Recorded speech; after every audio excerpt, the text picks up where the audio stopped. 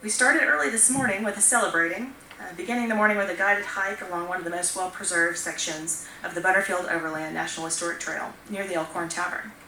Earlier this year, the trail was the 21st in the nation, given the esteemed designation of National Historic Trail, being signed into law after Senator Bozeman's legislation passed in the Senate and Congressman Womack and his colleagues in the House of Representatives passed the measure by unanimous consent.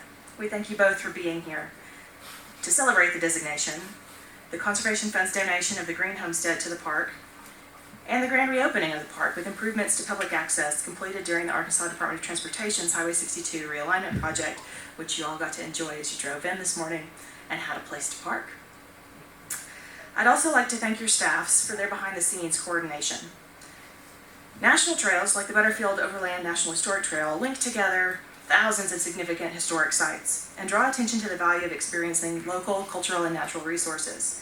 Each National Historic Trail is based on a web of partnerships, and trail partners like the Butterfield Trail Association and Trail of Tears Association are vital to ensuring the stewardship of trail resources and heritage. We are honored to host representatives of each of those organizations as special guests this morning. Also today, the park fully reopens after several years of ongoing construction to realign Highway 62 and make improvements to park access in partnership with the Arkansas Department of Transportation.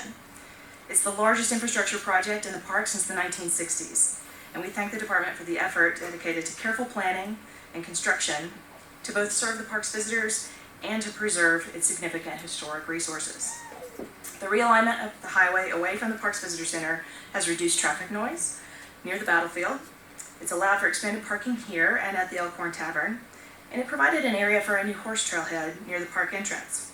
As a result of the project, the old Highway 62 roadbed, which you hopefully saw as you came in, it was removed, and native grasses were seeded to begin restoration of the landscape to appear as it would have during the Battle of Pea Ridge.